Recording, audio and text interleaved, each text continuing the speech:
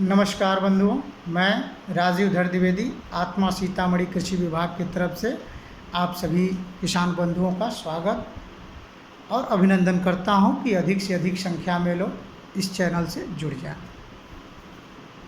किसान बंधु, आज के समय में हम बात करेंगे जो आम की फसल है, जो बागवानी है, उस पर बहुत सारे हानिकारक कीट जो है प्रभावित कर रहे हैं। आज के समय में हम देखें तो पूरा पौधा जो है, पत्तियां पूरी कीटों के द्वारा खा ली गई, झाला बन गया, आप भी देखे होंगे। उसके नियंत्रण के विषय में आज हम बात करेंगे। उस कीट का नाम है लीफ वेवर्स, यानी पत्तियों को खाने वाला कीड़ा। यानी अगर जो पत्तियों की स्टेज की बात की जाए, यदि कीटों के स्टेज की बात की जाए तो किस स्टेज पर कौन सी पत्ती को हानि पहुंचाते हैं।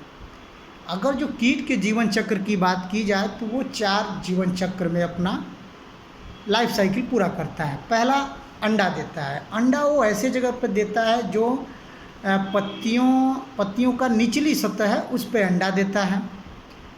अंडा जो है एक जगह देता है और अंडा देने के बाद पहले पिल्लू या लार्वा निकलता है। यही पिल्लू और लार्वा जो है आपकी पत्तियों पे, आपके आम के पत्तियों पे बहुत हानि पहुंचाता है।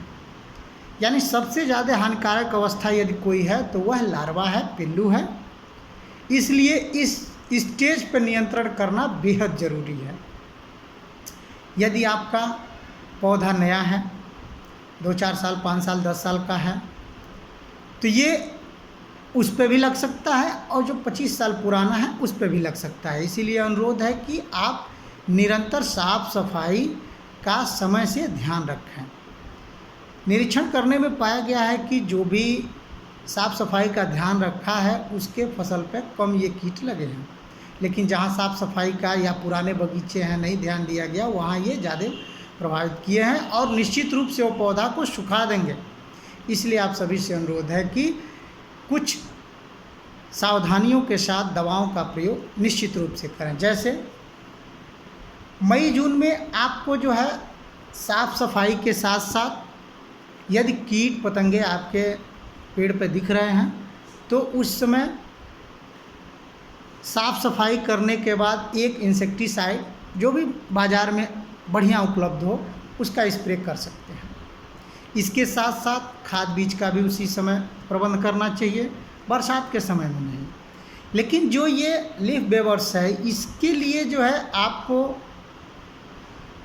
यदि लग गया है फसल पे तो आपको कम से कम जो है लार्वल स्टेज पे इसका नियंत्रण करना बेहद ज़रूरी है, जिसके लिए कुछ दवाएं हैं। जैसे क्लोरोपाइरीफास 50 EC, साइपरमेथ्रिन 5%, ये दोनों का घोल बना के 1 से 2 ml प्रति लीटर के हिसाब से अपने फसल पर छिड़काव करें सावधानी के साथ। या फिर दूसरा है डाइक्लोरोमास, इसका 1 ml डाइक्लोरोमास 70%, 1 ml प्रति लीटर के हिसाब से मिलाकर स्प्रे अपनी फसल पर करें। इसके साथ साथ आपको एक स्टिकर का भी प्रयोग करना है कि ये दवा काफ़ी समय तक आपके पौधों की पत्तियों पर चिपकी रहे, जिससे नुकसान न हो। साथ ही साथ सफाई करने का भी कार्य होना चाहिए।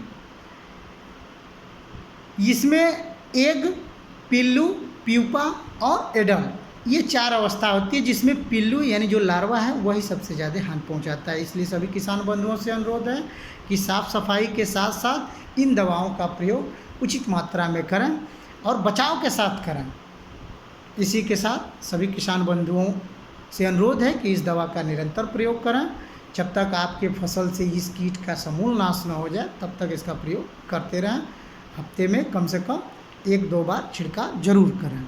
इसी के साथ सभी किसान बंधुओं से अनुरोध है, साथ में निवेदन है कि आत्मा सीतामढ़ी कृषि विभाग के चैनल को लाइक, सब्सक्राइब और शेयर जरूर करें, जिससे अधिक से अधिक किसानों तक ये दवाओं का प्रयोग कैसे करें, कितना मात्रा में करें, इसका व्यापक प्रचार प्रसार हो सके।